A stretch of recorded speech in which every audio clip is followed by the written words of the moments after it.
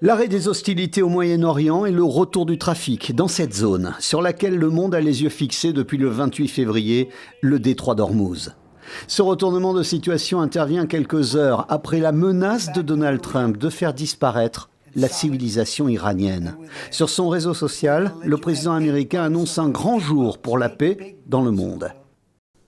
Sous réserve que la République islamique d'Iran accepte l'ouverture totale, immédiate et sécurisée du détroit d'Ormuz, j'accepte de suspendre les bombardements et les attaques contre l'Iran pour une période de 2 semaines. La télévision d'État iranienne diffuse quant à elle en boucle les manifestations de joie à Téhéran.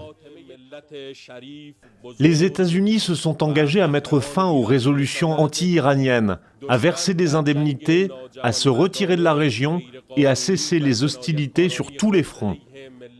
En contrepartie, l'Iran a annoncé de négocier à partir de vendredi avec les Américains pendant 2 semaines à Islamabad, négociations sur un texte.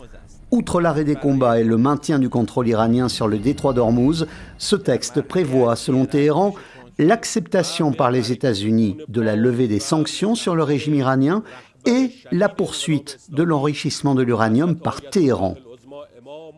Donald Trump, qui voulait pourtant mettre fin au projet du programme nucléaire militaire iranien, affirme à présent que cette question du nucléaire est définitivement réglée.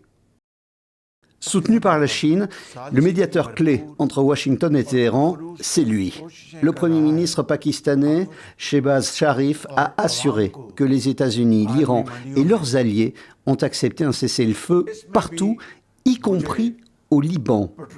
Information aussitôt démentie par un tweet du Premier ministre israélien Benjamin Netanyahou.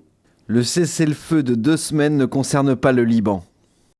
Conséquence immédiate de ce cessez-le-feu, après 40 jours de conflit, les bourses sont toutes reparties à la hausse, à commencer par les places asiatiques.